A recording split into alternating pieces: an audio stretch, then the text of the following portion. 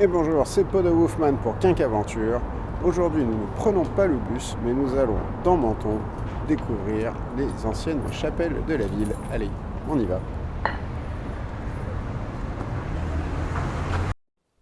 Pour notre visite des chapelles de Menton aujourd'hui, nous allons commencer avec la chapelle Saint-Laurent qui est ici. Nous continuons jusqu'à la chapelle Saint-Jacques qui est avenue de la Porte de France. Remontons sur l'avenue Laurenti, ici à la chapelle Sainte-Anne, puis ici à peu près à la chapelle Saint-Vincent. Nous allons redescendre par ici, le long de la rue Longue, et puis enchaîner sur la rue Saint-Michel, qui est ici, jusque la place Saint-Roch, qui est là. De la place Saint-Roch, nous avons la chapelle Saint-Roch. Nous continuons sur l'avenue Félix-Faure, puis sur l'avenue Carnot, et puis nous enchaînons sur l'avenue de la Madone, avec au croisement de la rue du Pigotier, la chapelle Saint-Christophe, pour ensuite terminer et remonter par ici sur la rue Morillo, juste là, à peu près où nous avons la chapelle de la Madone. Et voilà qui conclura notre périple.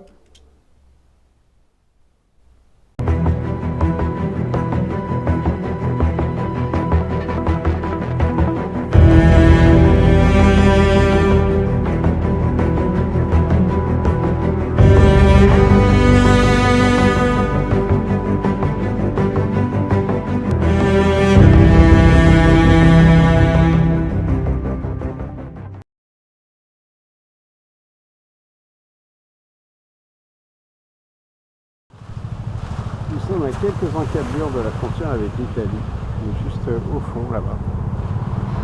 Et de l'autre côté, complètement par là-bas, il y a Monaco. Menton est situé entre les deux. Et le récit que nous allons avoir aujourd'hui est complètement en lien avec le trait d'union entre l'Italie et Monaco.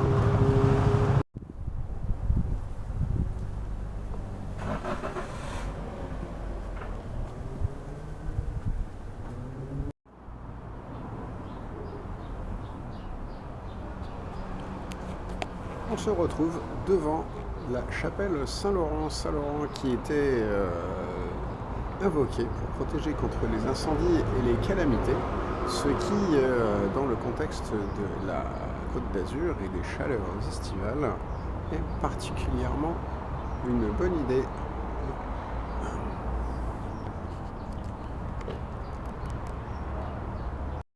Nous sommes devant la chapelle Saint-Jacques, qui est une chapelle classée monument historique, qui est située sur l'avenue de la Porte de France, et nous allons jeter un petit œil à l'intérieur. Si on y arrive, voilà.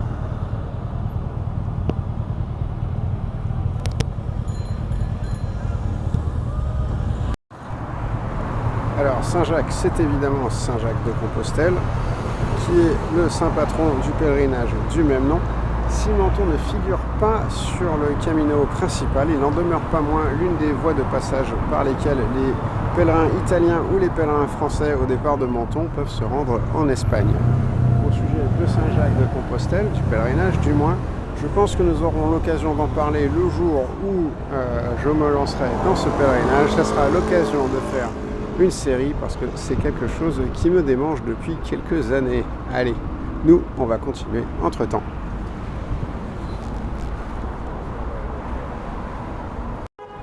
Nous quittons l'avenue de la Porte de France pour emprunter l'avenue Laurenti, où se situe devant nous la chapelle Sainte-Anne, vers laquelle nous nous rendrons.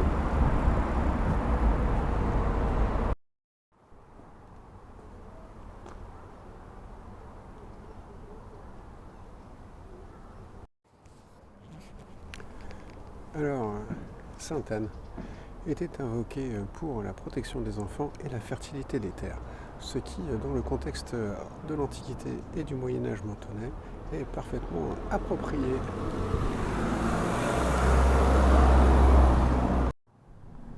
Voilà, nous approchons de la chapelle Saint-Vincent.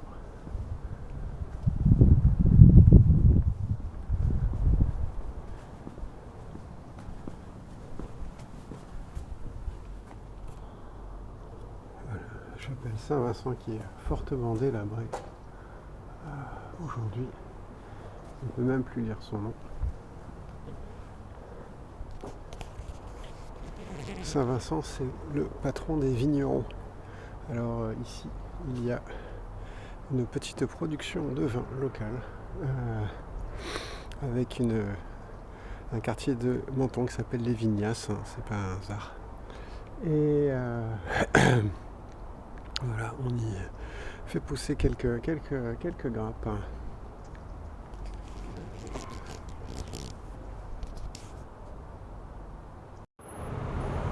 Nous arrivons devant la chapelle Saint-Roch, qui est située sur la place Saint-Roch. On est dans le prolongement de la rue Saint-Michel. Voilà. On va pouvoir rentrer puisque c'est l'une des rares chapelles qui peut se visiter dans Menton.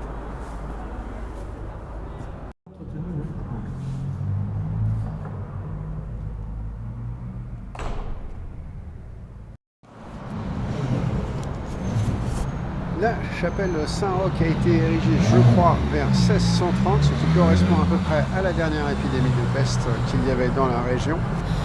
Il y a eu une épidémie de choléra et une procession qui avait été faite vers 1730, un siècle après donc, et pendant laquelle la chapelle a joué un rôle important dans l'esprit pour combattre la maladie. Saint-Roch, c'est le saint patron des randonneurs, c'est aussi le patron qui est invoqué pour lutter contre les épidémies. Et donc, il joue un rôle très important en matière de santé publique dans le patrimoine folklorique. Et voici la chapelle Saint-Christophe.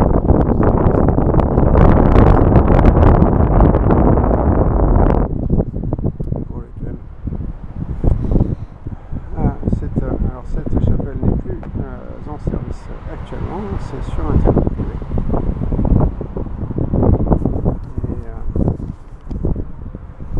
Et elle date du 18e ou 17e, j'ai un doute terrible maintenant. Je vérifierai et je mettrai une petite correction sur dans la vidéo.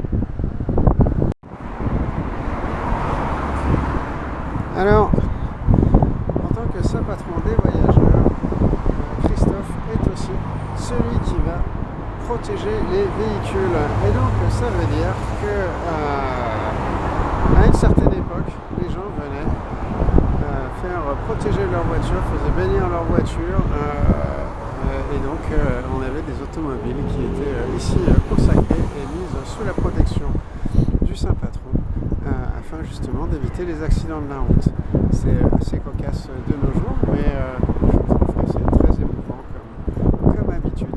Allez, nous, on va se rendre jusqu'à la chapelle de la Madone après avoir quitté Christophe qui, j'espère, va nous protéger jusque là-bas.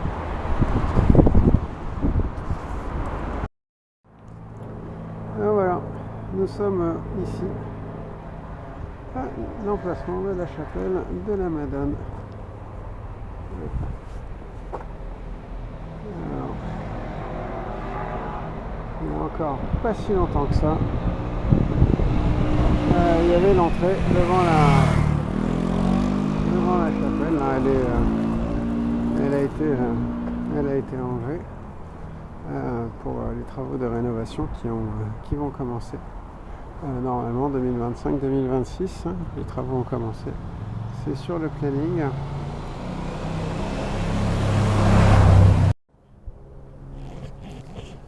Alors la chapelle de la Madone, c'est le plus ancien site religieux de Menton en fait. C'est pour ça que c'est assez intéressant. Le terrain derrière lequel qui se trouve derrière moi a été donné aux moines de l'Airain au milieu du XIe siècle. Et Menton en elle-même date du XIIIe siècle, 1262 pour la première mention de Menton. En 1146, les comtes de Vintimille mentionnent le domaine de Puypin qui est situé sur l'actuel Menton.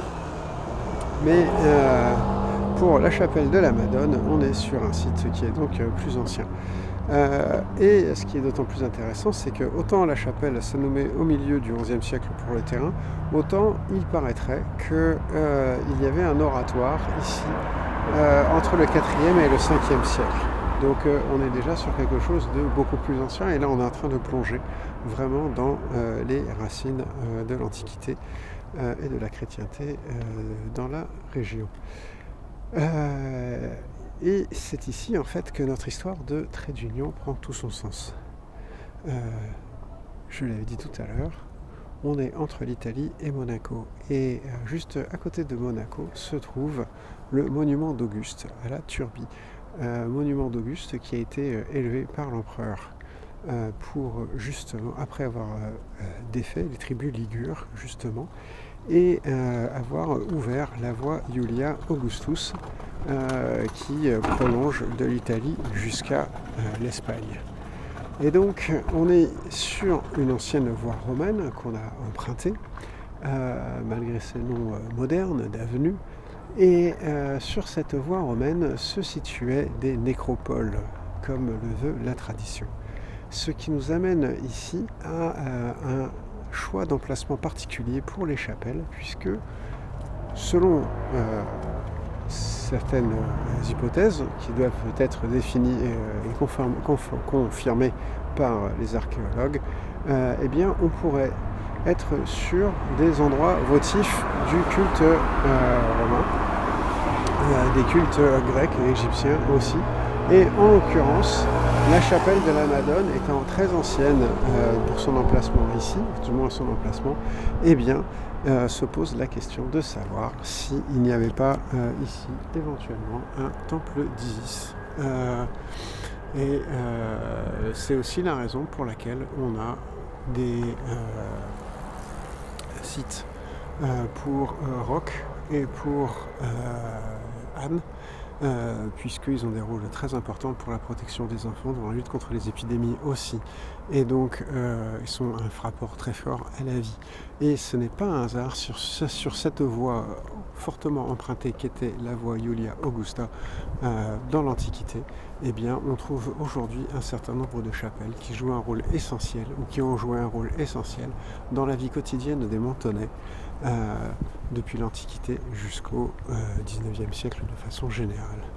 Voilà, donc on fera une petite récap de l'œuvre de tous les saints et pourquoi ils sont implantés dans la vie locale. Ça apparaîtra en image juste après ceci. Et nous, on va se quitter avec une très jolie vue sur la Méditerranée. Allez, salut les amis, c'était Podo Wolfman pour Quincaventure et je vous ai emmené faire une promenade autour des vieilles chapelles de Menton. Allez, ciao.